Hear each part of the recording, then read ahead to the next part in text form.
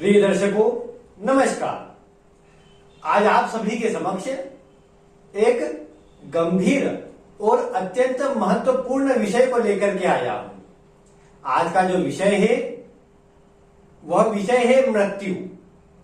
वैसे तो देखा जाए तो प्रत्येक व्यक्ति या प्रत्येक जीव जिसका भी जन्म हुआ है उसके जन्म के साथ ही उसकी मृत्यु का निर्धारण भी हो जाता है कि कितनी आयु है, कितना ये व्यक्ति जीवन व्यतीत करेगा, यह जन्म से ही तय होता है। अब इसे जानने के विभिन्न तरीके होते हैं कि व्यक्ति की आयु कितनी है। उसमें जन्म कुंडली भी है, हस्तरेखा भी है, जिसके द्वारा प्रायः देखने को मिलता है कि आयु आदि का विचार किया जाता है। अब ऐसे में आज जो विषय मैं आपके समक्ष लाया हूं, इसमें मैं आपको ये बताने वाला हूं कि मृत्यु कहां पर होगी, किस स्थिति में होगी, और ये भी बताने वाला हूं कि किस बीमारी से आपकी मृत्यु होने के योग बनते हैं, ये आप जन्म कुंडली से कैसे देख सकते हैं। अंत में मैं आपको बताने वाला हूं कि एक संभावित जो स्थिति है कि मृत्यु कब होने वाली है, उसकी जानकारी भी मैं आपको देने वाला हूं। तो आप वीडियो के साथ ध्यानपूर्वक जुड़े रहे और गंभीरता पूर्वक जुड़े रहे, ताकि आप आसानी से अपने जीवन के बारे में आप जानना चाहते हैं वो आप जान सके। वैसे एक बात ध्यान रखें कि किसी भी परिस्थिति को देख करके मन में डर ना बिठाए। क्यों? क्योंकि केवल एक ग्रह के बल पर, अभी यहाँ पर वीडियो में तो मैं केवल एक ही ग्रह को बता सकता हूँ, पूरी कुंडली के अनुसार मैं बता नहीं सकता, लेकिन किसी एक ग्रह का जो फलादेश होता है उसके बल पर आप ये ना सोचे कि यही होने वाला है, क्योंकि कई ग्रहों के द्वारा जिस तरह की मृत्यु बताई जाती है उसके ठीक परिवर्तन में अन्य ग्रहों का प्रभाव देखने को मिल जाता है। तो इसे में बातें बदल जाती है। तो इसलिए आपको जरूरी है कि आप विशेष रूप से ये ध्यान रखें कि एक ग्रह का जो मैं प्रभाव बताने वाला हूं, इसको केवल अपने सामान्य रूप से अपने ध्यान में बिठाने के लिए और कुछ ज्ञान प्राप्ति के लिए आप देख लीजिए, लेकिन ज्यादा इसी में आप पूरा विश्वास कर ले और एक ग्रह के ऊपर आप पूरी कुंडली निर्धारित कर दे, ऐसा आपको नहीं करना चाहिए। और डरने आदि से बचाव करके केवल विषय के रूप में से समझ लीजिए। अब आइए हम विषय की ओर बढ़ते हैं। वीडियो में मैं आगे बढ़ूं उससे पूर्व अगर आप चैनल पर नए हो तो इसे अवश्य से आप सब्सक्राइब कर लीजिएगा, ताकि आपको ऐसी ही रोचक वीडियो आगे भी प्राप्त होती रहे, जो आपके उपयोगी भी हो और आपका ज्ञान वर्धन भी कर सके। अब आइए हम बढ़ते हैं हमारे विषय की ओर। आपको जो भी मैं सूत्र बता रहा हूं, जो भी ग्रह स्थिति बता रहा हूं, उसे आपको अपनी जो लग्न कुंडली होती है उसी में देखना है। अपनी लग्न कुंडली को आप सामने रखिए और जो बातें मैं बता रहा हूं उसे मिलाते जाइए। लग्न कुंडली में जो अष्टम भाव होता है, ये वाला जो भाव होता है, इसे कहा जाता है अष्टम भाव। मृत्यु का भाव या मृत्यु का विचार भी इसी अष्टम भाव से किया जाता है, और इसी भाव की स्थिति हमें यह बताती है कि किसी स्थिति में और कहां पर हमारी मृत्यु होने वाली है या संभावित कहां पर हो सकती है। तो ये आपको इस भाव से कैसे देखना है, उसके लिए आप पहले इस भाव को देखिए कि इसमें कौन सी राशि बनी है। अब वो राशि आप कैसे देखेंगे, उसके लिए आप देखिए 1 से लेकर के 12 के बीच का यहां पर कौन सा अंक लिखा हुआ है। आपकी सुविधा के लिए मैंने यहां पर वो भी लिख दिया है कि 1 से 12 का अंक होने पर कौन से ग्रह उसके स्वामी बनते हैं। तो आप ये देखिए कि यहां पर 1 से लेकर के 12 के बीच का कौन सा अंक है, वही अंक बताता है राशियों को। अगर आपकी कुंडली में इस अष्टम भाव में चर राशि का निर्माण होता है, तो अब चर राशि कैसे देखेंगे, तो आप अपने हाथ में गिन सकते हैं। हाथ को सामने रखिए, इन उंगलियों के ऊपर जो पर्व होते हैं, जो पोर होते हैं, इसी से आप गिन सकते हैं। चर, स्थिर, द्विस्वभाव, इसी प्रकार गिनना है। कैसे? मेष जो राशियों का क्रम है उसी क्रम में गिनते जाइए। मेष राशि, वृषभ, मिथुन, कर्क, सिंह, कन्या, तुला, वृश्चिक, धनु, मकर, कुंभ और मीन, ये 12 राशियां हो गई।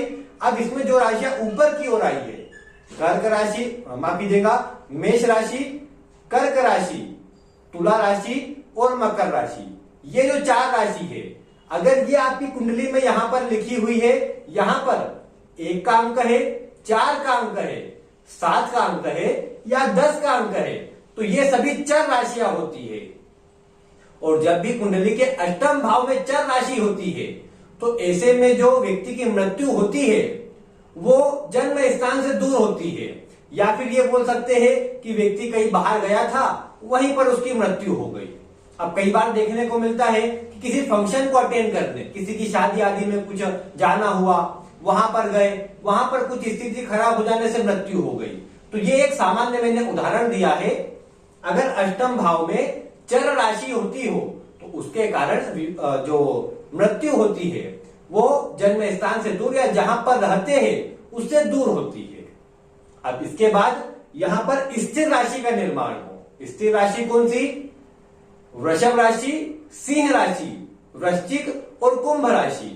अगर ये 4 में से कोई राशि हो, यानी 2 का अंक लिखा हो, 5 का अंक लिखा हो, 8 या 11 का अंक लिखा हो, तो ऐसी परिस्थिति में यहां पर स्थिर राशि का निर्माण होगा। और स्थिर का अर्थ होता है रुका हुआ। तो ऐसे में जहां पर जन्म हुआ हो, जहां पर रहते हो, निवास स्थान जो हो, वहीं पर मृत्यु के योग बनते हैं। अब इसमें कुछ भी स्थिति बने, व्यक्ति को अटैक आदि आए, वो ग्रहों के अनुसार देखने को पता चलेगा, मैं बताने वाला हूं आगे। लेकिन घर में समझिए अटैक आदि कुछ आया, उसमें मृत्यु हो गई घर पर ही। कहीं पर जा रहे थे, घर में ही कहीं पर पैर रखा और फिसल गए, वहां पर कुछ सर में आदि में चोट लग गई, उसमें मृत्यु हो गई। यानी कारण कुछ भी हो, लेकिन मृत्यु जो होती है स्थिर राशि होने पर, वो घर में ही निवास स्थान पर ही होती है। अंत में जो द्विस्वभाव राशि बनी है, यानी 3 का अंक हो, 6 का अंक हो, 9 या 12 का अंक यहां पर हो, यानी मिथुन, कन्या, धनु या मीन में से कोई भी राशि यहां अष्टम भाव में बनी हो, तो ऐसी स्थिति में जो मृत्यु होती है ये या तो मार्ग में, अब मार्ग से मतलब यानी व्यक्ति कहीं पर जा रहा हो और फिर एक्सीडेंट हो जाए, या समझिए घर में स्वास्थ्य खराब हुआ, हॉस्पिटल के लिए निकल रहे हैं, रास्ते में ही किसी प्रकार से मृत्यु हो गई, सांसें बंद हो गई, ये बात देखने को मिलती है। कई बार यहाँ पर द्विस्वभाव राशि होने पर अस्पताल में मृत्यु के योग भी बनते हैं। यानी समझिए कुछ बीमारी हुई, अस्पताल में गए और वहां पर किसी प्रकार से मृत्यु हो जाए, वहां पर मृत्यु हो जाए, ये बात सामान्यतः देखने को मिलती है। तो ये जो राशियां बनी होती है, मैंने आपको उनसे बताया किस तरह का परिणाम इन राशियों के होने से देखने को मिलता है। विशेषकर मृत्यु कहां पर होती है, आपने अभी उसकी जानकारी प्राप्त करी। अब किस तरह की बीमारी ग्रह देने का कार्य करते हैं, या मृत्यु के समय पर कौन कौन से रोग होते देखे गए हैं, ये मैं आपको कुछ बता रहा हूं। आप इन्हें भी एक सामान्य रूप से मिला लीजिए, क्योंकि अन्य ग्रह का प्रभाव भी होगा। यहाँ पर राशियों के अनुसार ही जो ग्रह बनते हैं, उनके अनुसार ही कौन सी बीमारी संभावित हो सकती है, उसका विचार भी किया गया है ज्योतिष शास्त्र में। तो जैसे यहाँ पर मैं इसी क्रम में चलता हूं, 1 या 8 का अंक लिखा हुआ है, यानी मंगल या तो अष्टम भाव में बैठे हो या उनकी राशि यहाँ अष्टम भाव में आती हो, तो ऐसी स्थिति में क्या देखने को मिलता है कि मंगल आग से जो कह सकते हैं जल जाना या कट जाना, एक्सीडेंट हो जाना, अस्त्र शस्त्र गोला बारूद आदि से मृत्यु के योग को बताते हैं।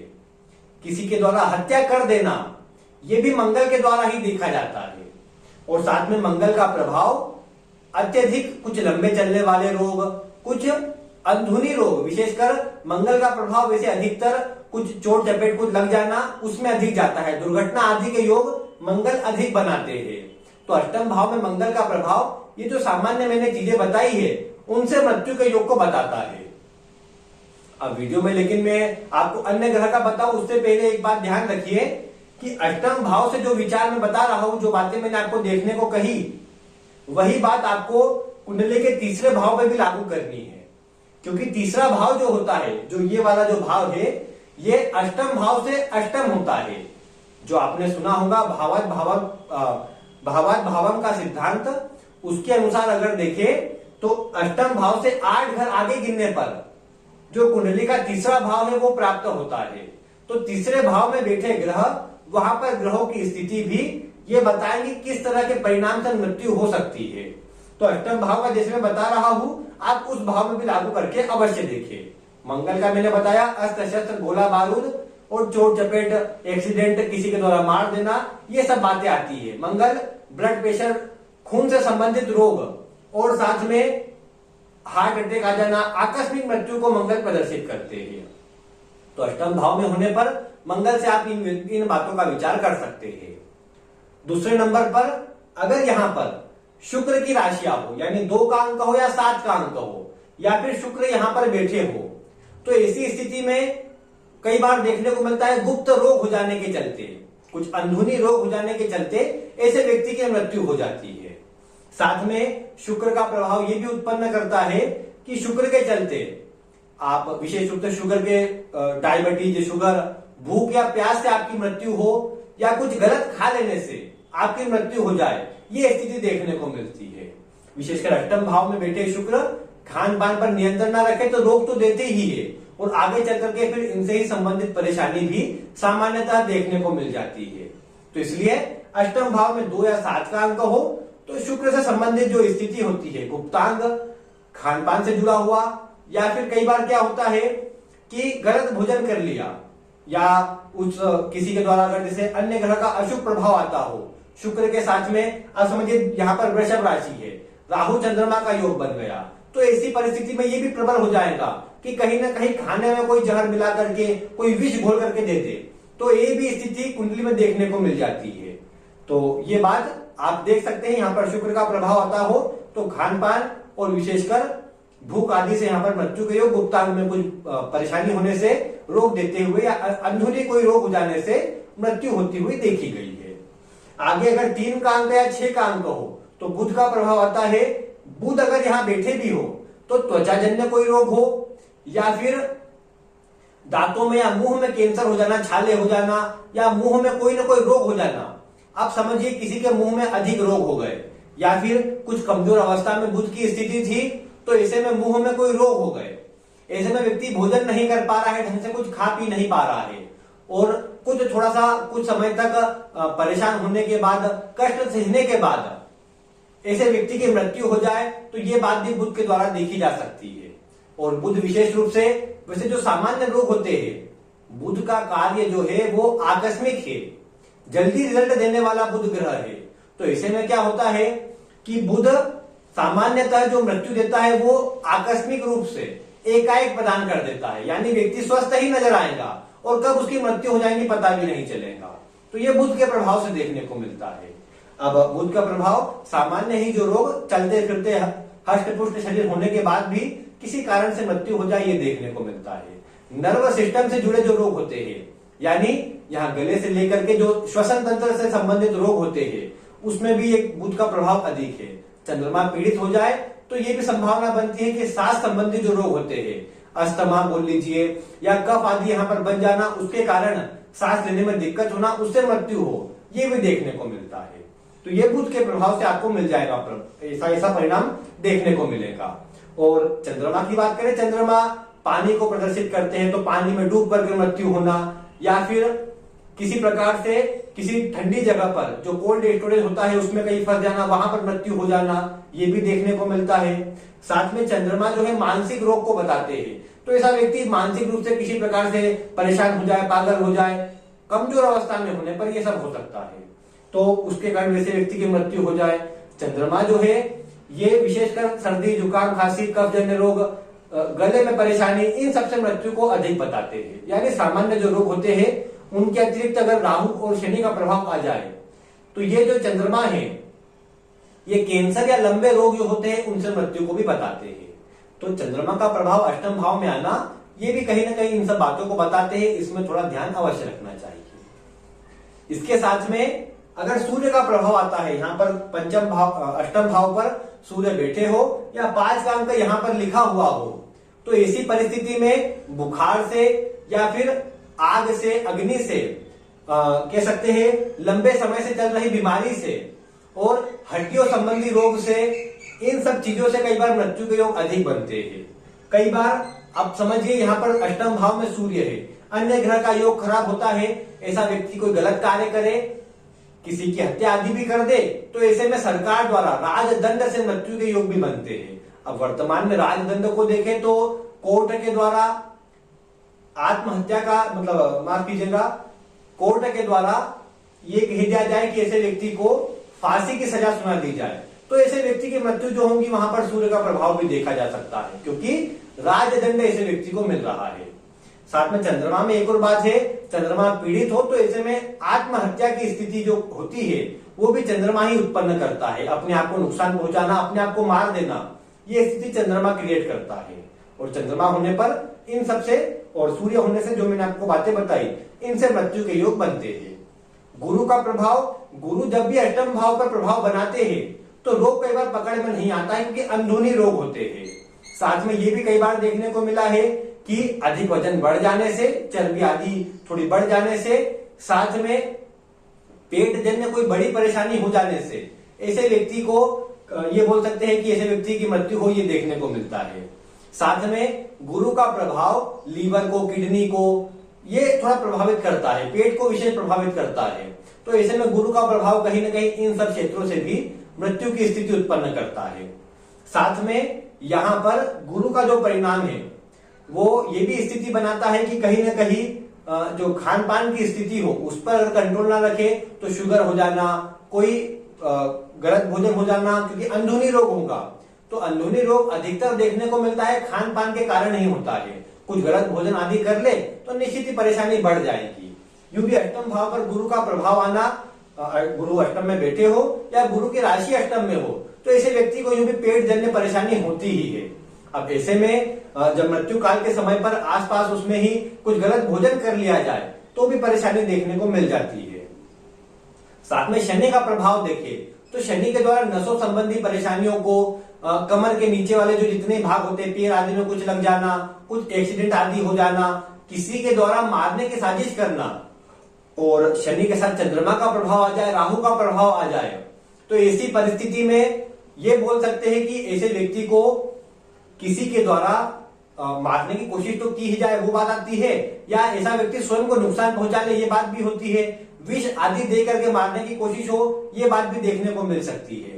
तो ये सब जितने योग मैंने बताए हैं, ये इन ग्रहों के द्वारा जो बताए हैं, अगर यहाँ अष्टम भाव में जो स्थिति बनती है उसके अनुसार मृत्यु होती देखी गई है। साथ में राहु और केतु का प्रभाव अगर अष्टम भाव पर आता है तो ये भी आकस्मिक मृत्यु को कह सकते हैं, फिर आत्महत्या या फिर किसी के द्वारा हत्या कर देना, किसी के द्वारा मार देना, विष देकर के मार देना, ये सब स्थिति के द्वारा राहु केतु फिर मृत्यु को बताते हैं। लेकिन बात यही है कि यहाँ पर केवल एक ग्रह से डिसाइड नहीं होगा, अन्य ग्रह का प्रभाव, राशि का प्रभाव सब देख करके फिर स्थिति बन पाती है। और ये आप अपनी कुंडली में केवल सामान्य रूप से ही मिलाए, सामान्य रूप से ही इसका गणना करें। साथ में अगर आपको ये देखना है मृत्यु कब होगी तो इससे जुड़ी एक वीडियो चैनल पर बनाई जा चुकी है। आप यहाँ ऊपर आई बटन पर क्लिक करके आपको वीडियो दिख रही होंगी, उस पर आप क्लिक करके उस वीडियो को देख सकते हैं। एक संभावित जो आयु सीमा है वो आपको पता चल जाएगी कि आपकी जो उम्र है वो कितनी है और कब आपकी मृत्यु होने वाली है। तो उम्मीद है आपको आज की वीडियो देख करके मृत्यु से जुड़ी जो बातें होती है, मृत्यु कब होने वाली है, कहाँ होने वाली है, कैसे होने वाली है, इनसे जुड़ी जानकारी मिल गई होंगी। आगे आपको ऐसी रोचक वीडियो मिलती रहे उसके लिए आप चैनल को आज ही सब्सक्राइब कर लीजिए। वीडियो पसंद आई हो तो इसे लाइक करने के साथ अन्य लोगों तक भी शेयर कीजिए। मिलते हैं फिर किसी रोचक वीडियो के साथ। वीडियो देखने के लिए आपका बहुत बहुत धन्यवाद।